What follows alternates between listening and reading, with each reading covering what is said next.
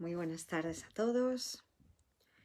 Estamos de nuevo aquí juntos para seguir entrenando nuestra mente con las enseñanzas de un curso de milagros. Vamos a estar ahora con el capítulo 13 del libro de ausencia de felicidad. Helen y Bill, la relación de Helen con un curso de milagros.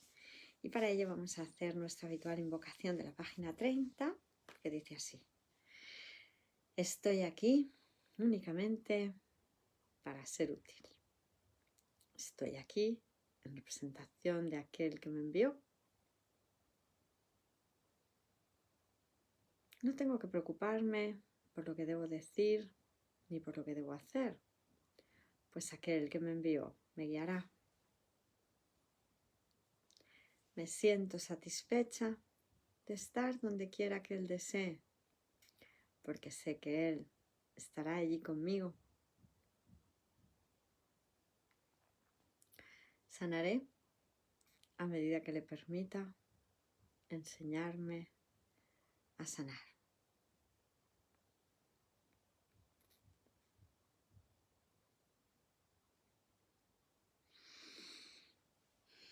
Damos las gracias al Maestro Jesús por llevarnos tan dulce y amorosamente de la mano. Gracias a todos los hermanos por querer estar aquí compartiendo el camino de vuelta a casa. Y comenzamos con el capítulo 13. Helen y Bill. Nos habíamos quedado en la página 408 diciendo: en resumen, pues, la escritura de un curso de milagros puede verse como que trajo a la superficie el conflicto básico de Helen. Al igual que con su sueño del pájaro azul gris, el cual ni siquiera estaba seguro de que fuera un pájaro, en un nivel consciente Helen nunca pudo identificarse totalmente con la que ella era realmente, siempre vacilando entre ser una hija de Dios o una hija del ego. Su fuerte identificación egoísta y sus luchas por parecer normal ante el mundo eran defensas muy poderosas en contra de la aceptación de su verdadero ser espiritual. Bueno, eso es una apreciación de San Kenneth, como vemos, porque nada hay ante la voluntad del Hijo que se une a la voluntad de su Padre. Sin embargo, una vez comenzado el curso, este conflicto reprimido entre sus dos yos se descubrió, puesto que obviamente Jesús solo podía hablar a través de su lado espiritual. Así que Helen fue forzada a lidiar con este problema, cosa que tampoco es posible cuando nos dice San Kenneth Wapnick que fue forzada a lidiar con este problema. Ya nosotros sabemos que nadie puede ser forzado a nada, ¿verdad? Así que Helen fue aparentemente forzada a lidiar con este problema y sus maneras diferentes y contradictorias de manejarlo eran características de las muy ineficientes e inefectivas iniciativas de su ego para resolver problemas. Estaba además el ego de Helen, que no aceptaba responsabilidad alguna de su situación, la cual ella parecía o percibía amargamente como una situación de miseria y de imposición, si no es que de flagrante persecución. En este estado ella solo sentía resentimiento y sacrificio, lo cual era exactamente lo opuesto a los pocos momentos de dicha y gratitud que le había proporcionado la escritura de un curso de milagros. Como decía Bill posteriormente al referirse a la mente dividida de Helen, el mismo proceso de disociación que capacitó a Helen para que escribiese el curso también hizo virtualmente imposible que ella lo aprendiese. Un conflicto así resultaba intolerable y conducía a los continuos intentos de Helen de no lidiar con la angustia de la falta de resolución del mismo. Nosotros lo entregamos todo a la expiación para que se nos dé solo la verdad y nada más que la verdad.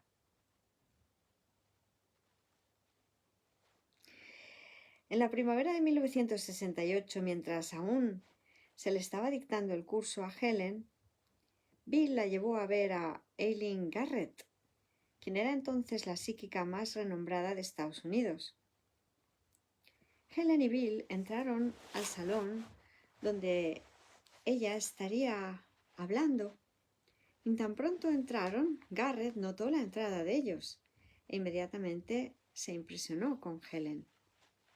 Ella los invitó a que se le acercasen y sin que se hubiese dicho nada acerca del curso, le dijo a Helen que sabía que ella, Helen, había escrito algo muy importante y que debido a la luz que ella veía a su alrededor o en su interior, su fundación publicaría el libro, si Helen y Bill así lo decidían.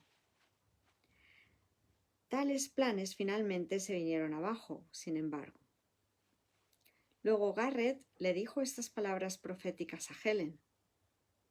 Si te atemorizas con lo que has escrito, serás la persona más feliz.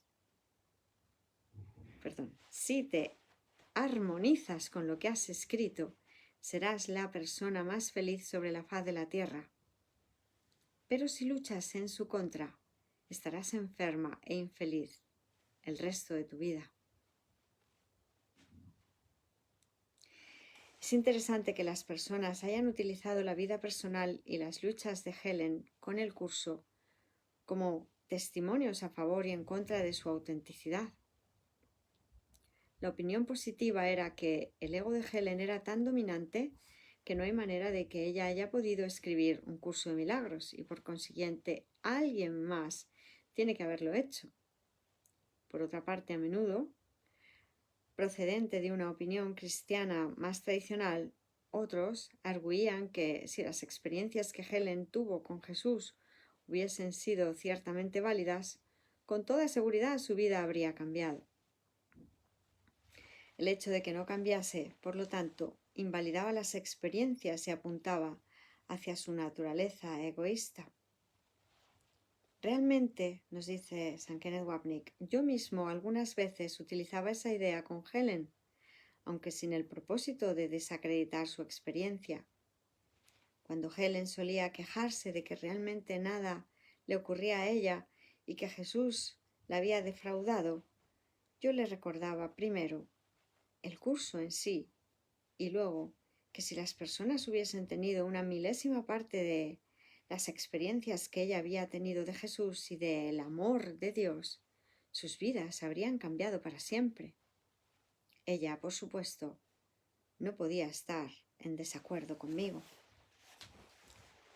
Siempre es instructivo, especialmente en vista de la vida de Helen, recordar las líneas del texto que se refieren al plan de la expiación del Espíritu Santo o el perdón.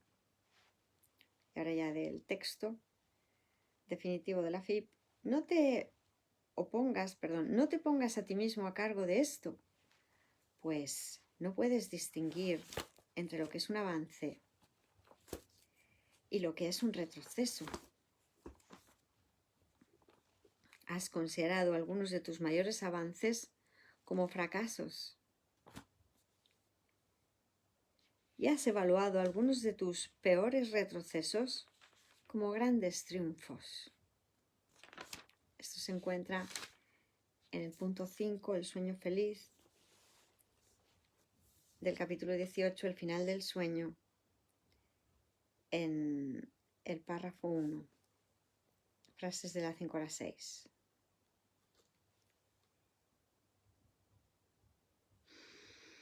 No te pongas a ti mismo a cargo de esto, pues no puedes distinguir entre lo que es un avance y lo que es un retroceso.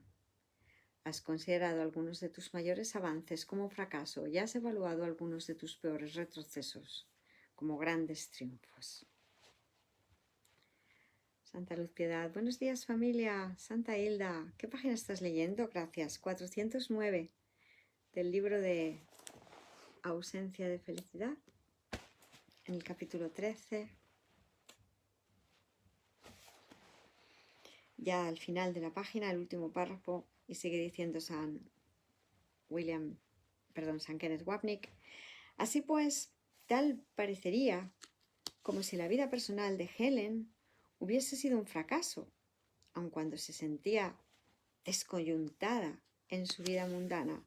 Ella, no obstante, terminó sintiéndose igualmente descoyuntada en su vida no mundana también, por lo menos si se juzga por lo externo. Además, su relación con Bill, el estímulo inmediato para la escritura del curso, a juzgar por todas las indicaciones externas, no fue sanada por el mensaje de Jesús. No fue el caso, sin embargo, que el ego de Helen triunfase sobre Jesús al final, y este hecho es la carga principal del balance de este libro. Antes de desarrollar este tema, sin embargo, dedicaré los próximos 2 capítulos a una discusión del resto del material dictado por Jesús y del cual Helen fue la escriba. Luego paso a una discusión a fondo de la relación especial y santa de Helen con Jesús y de su identificación subyacente con la realidad de él, que trascendía el ambivalente mundo de su mente dividida.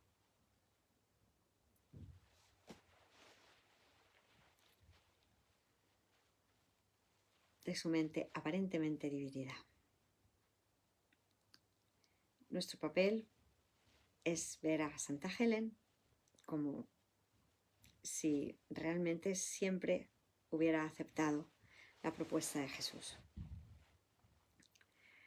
Capítulo 14. Otros escritos. A. Notas sobre el sonido, psicoterapia, clarificación de términos, el canto de oración, mensajes especiales. Página 411. Gracias a todos, bienvenidos. San Javier Bennett, hola. Santos y santas de Dios. La relación de Helen con Jesús no se limitaba únicamente a la función de escriba de un curso de milagros. Como han demostrado los capítulos anteriores, su relación con él se extendió a lo largo de su vida y se hizo más íntima y personal durante las semanas que precedieron al comienzo real del dictado del curso. Continuó durante varios años más después de la compleción de la escritura. Ni fue un curso de milagros el único material que Jesús le dictó a Helen, aunque fue considerablemente el más extenso. La única excepción a esos dictados es las notas sobre el sonido, el cual se discute adelante. En este capítulo discuto estos otros escritos cronológicamente y dejo la poesía para el próximo capítulo, el cual constituye, por así decirlo, un caso especial en la medida en que Helen estuvo más personalmente implicada en el dictado. Notas sobre el sonido 1972-1977. En octubre de 1972, relativamente pronto después que se completó la escritura de un curso de milagros, Bill comenzó a desarrollar un interés por la fotografía Kirlian. Esta era la técnica rusa para fotografiar auras, el campo electromagnético alrededor de los seres vivientes. Él le pidió a Helen que preguntase si esta era un área que fuera importante explorar. Una pregunta de Bill, pues, una vez más, actuaba como un estímulo para Helen. Pero en esta ocasión, con un resultado totalmente distinto y con la claridad de parte de Helen de que la fuente no era Jesús. La respuesta a la pregunta de Bill fue no. La luz no era el fenómeno importante. Lo importante era el sonido. Lo que siguió fue un tratado altamente técnico sobre la construcción de un instrumento que mediría los efectos físicos de la sanación, no un verdadero instrumento de sanación, como se había creído equivocadamente en algún momento. Este instrumento operaba bajo principios que convertían las ondas de luz en ondas de sonido. Página 412. El dictado continuó aproximadamente por 2 meses y constaba de 27 páginas.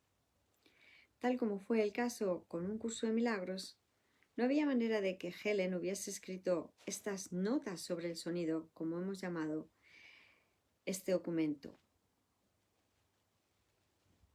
Sin embargo, contrario al curso, como veremos en el capítulo 17, las notas contenían un tema que era totalmente ajeno al ego de Helen. Helen ni siquiera hubiese sabido cómo cambiar una bombilla, mucho menos entender algo tan sofisticado y complicado como este instrumento. Científicos que vieron el documento posteriormente estaban bastante impresionados, especialmente con aseveraciones como esta.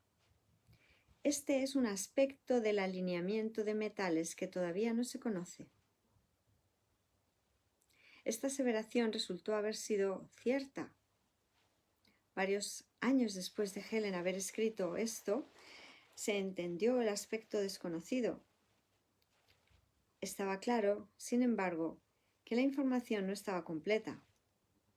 Muchos científicos han intentado construir este instrumento, pero ha sido inútil. Simplemente no hay suficiente información. En 1977, algunas personas interesadas persuadieron a Helen a que escribiese algo más. Helen estaba renuente, pero sí trató de cumplir y en abril logró añadir otras 2 páginas más o menos. Pero tampoco esto era suficiente, y todos los esfuerzos subsiguientes para que ella completara la monografía, fracasaron. Las notas sobre el sonido, al igual que la Gran Sinfonía de Schubert, permanecen inconclusas. ¿De dónde procedía? A excepción de un breve pasaje, el cual se citará más adelante, el tono de las notas es obviamente muy distinto al del curso y al del otro material del cual Helen fue la escriba, sin mencionar el contenido. Un curso de milagros es bastante claro, por ejemplo, en que la sanación es solo de la mente y no tiene absolutamente nada que ver con el cuerpo. Y sin embargo, he aquí una máquina cuyo propósito es medir la sanación del cuerpo. Bill tenía una teoría, la cual me mencionó una vez, de que la fuente del material muy bien podría haber sido el padre de Helen, un brillante metalúrgico, mientras vivió. La relación de Helen con su padre jamás se había sanado y, como mencioné en el capítulo 1, ella siempre resintió la imparcialidad indiferente y casi despiadadamente objetiva, por lo menos desde la perspectiva de ella, de su padre. Por lo tanto, sí tenía sentido que en otro nivel el unirse en este dictado fuese una expresión del perdón. Yo esperé durante un tiempo considerable antes de abordar a Helen con este pensamiento, puesto que yo conocía los sentimientos de ella hacia su padre. Un día, sin embargo, pensé que era el momento oportuno y me sorprendió agradablemente página 413. La receptividad casi flemática de Helen hacia la teoría, pues a ella también le parecía que tenía sentido y que tal vez fuese cierto después de todo. Como mencioné antes, no hay nada en el material que sugiera que lo tomó la escriba de un curso de milagros, a excepción de este muy atípico pasaje del documento. El paciente puede, sin embargo, desarrollar otros síntomas, ya que la sanación física representa una realineación de fuerzas esencialmente locales, es decir, corporales, más bien que del contexto total, es decir, de la mente en sí.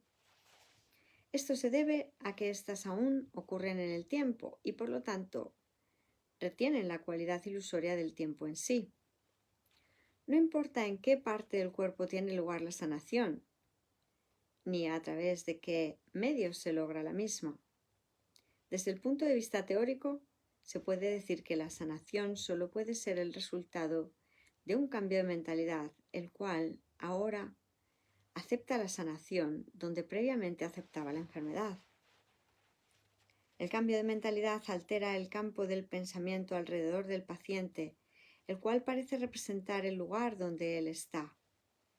Estos cambios no pueden ser distintos para una sanación presumiblemente lograda mediante el uso de medicamentos, cirugía o fe. La sanación solo puede ser sanación por fe, puesto que la enfermedad solo puede ser fe en la enfermedad.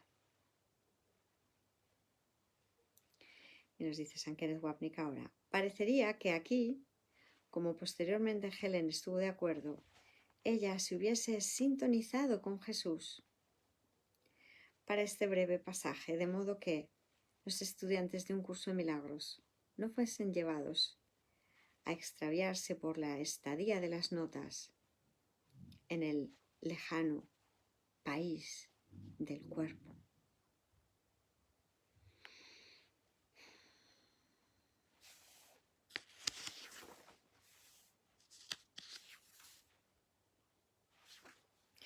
Y viene ahora la parte de psicoterapia, propósito, proceso y práctica. 1973-1975. Un día del otoño de 1973 le pregunté a Helen si había algo más que ella hubiese escrito. Oh, sí, dijo ella casualmente. Hay algunas páginas sobre psicoterapia. Luego supe que estas páginas habían sido escritas de un dictado de Jesús en enero de 1973, del mismo modo en que se escribió un curso de milagros. Obviamente, estaban incompletas y solo había llegado hasta el final de la sección la definición de la sanación.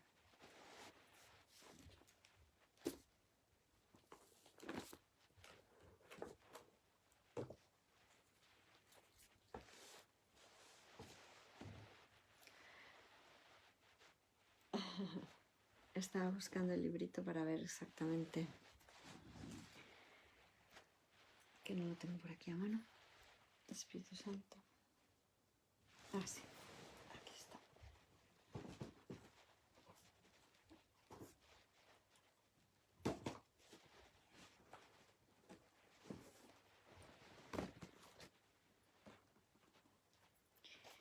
La definición de la sanación. La definición de la curación, que es la página 31. Antes de ello, lo que ya había dictado entonces sería la introducción. 1. El propósito de la psicoterapia. Y esto está dentro del 2. El proceso de la psicoterapia.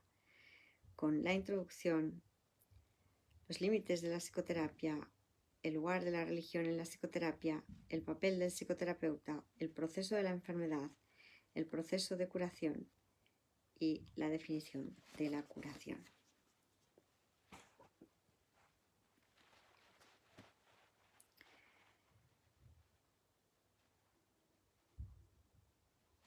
Obviamente estaban incompletas y solo había llegado hasta el final de la sección la definición de la sanación en el folleto publicado. Psicoterapia, propósito, proceso y práctica. Yo estaba impaciente por leer estas notas y al hacerlo le dije muy desilusionado a Helen, pero si esto es exactamente como el curso, sin realmente prestarle atención a lo que estaba diciendo. ¿A qué otra cosa pensaba yo? Página 414. ¿Qué podría parecerse esto?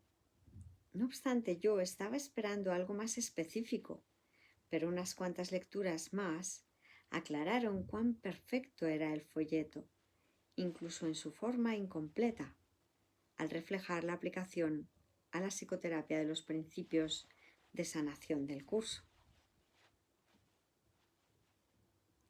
De vez en cuando le recordaba a Helen el manuscrito incompleto, pero infructuosamente.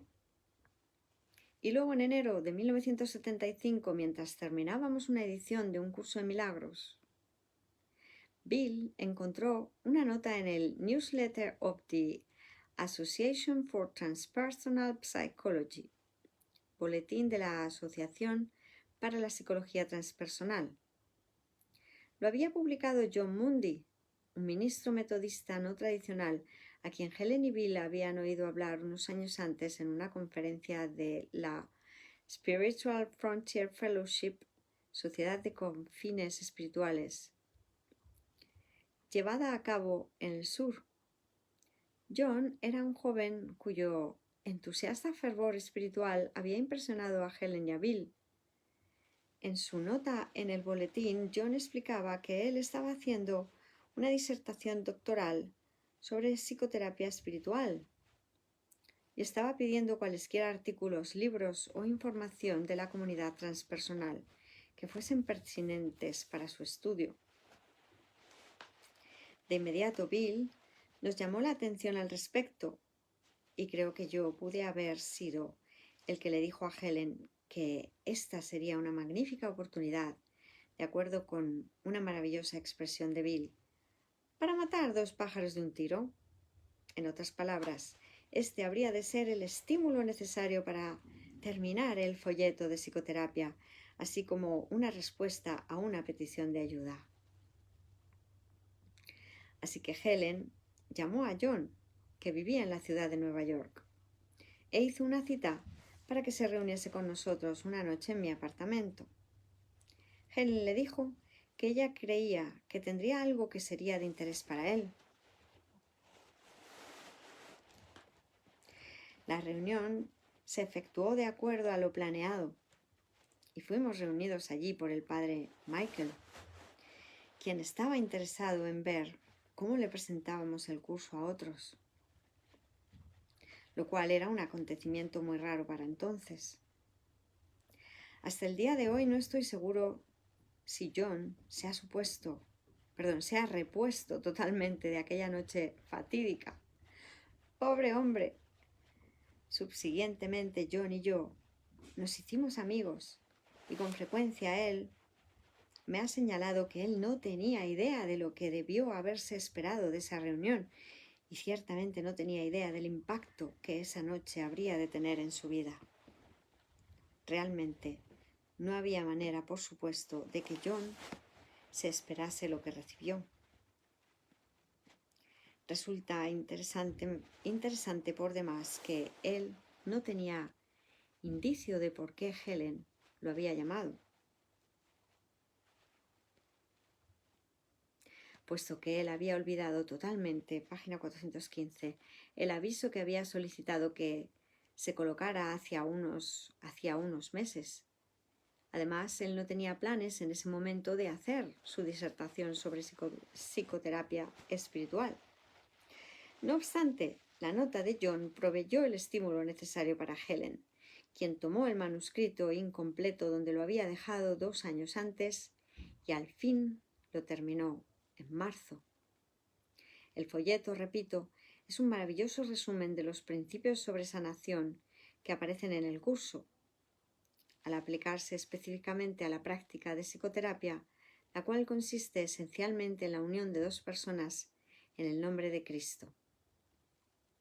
Helen sentía poca conexión con el folleto, según recuerdo, aun cuando yo siempre me sentí muy cercano al mismo.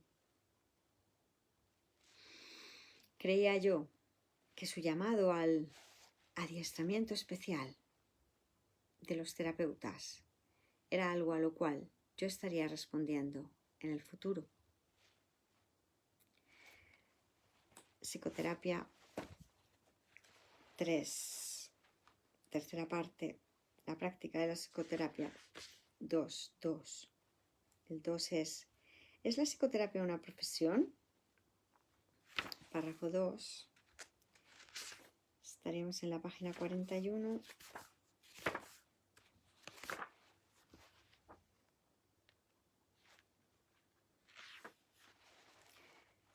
Estrictamente hablando, la respuesta es no. ¿Es la psicoterapia una profesión? El párrafo 2 sería: en primer lugar, el terapeuta profesional se encuentra en una posición idónea para demostrar que no hay grados de dificultad en la curación. No obstante, para poder hacer eso, necesita un adiestramiento especial, puesto que el aprendizaje mediante el cual se convirtió en terapeuta probablemente le enseñó poco o nada acerca de los verdaderos principios de la curación. De hecho, probablemente le enseñó cómo imposibilitarla.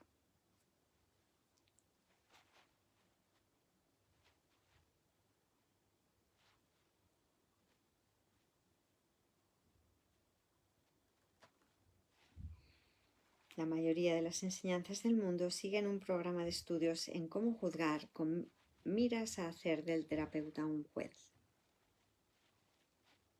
Bueno, no parece que esta sea la parte a la que se está refiriendo San Kenneth Wapnick aquí, pero sería P, psicoterapia 3.2,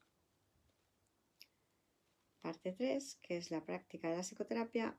El 2 es la psicoterapia una profesión, párrafo 2, frase 2. Bueno, muchísimas gracias a todos. Lo vamos a dejar aquí, lo revisaremos por si aparece otra mención al respecto y continuamos mañana con ello. Muchísimas gracias, una bendición compartir, todo el amor para todos. Feliz tarde, humano. Feliz día, feliz instante santo.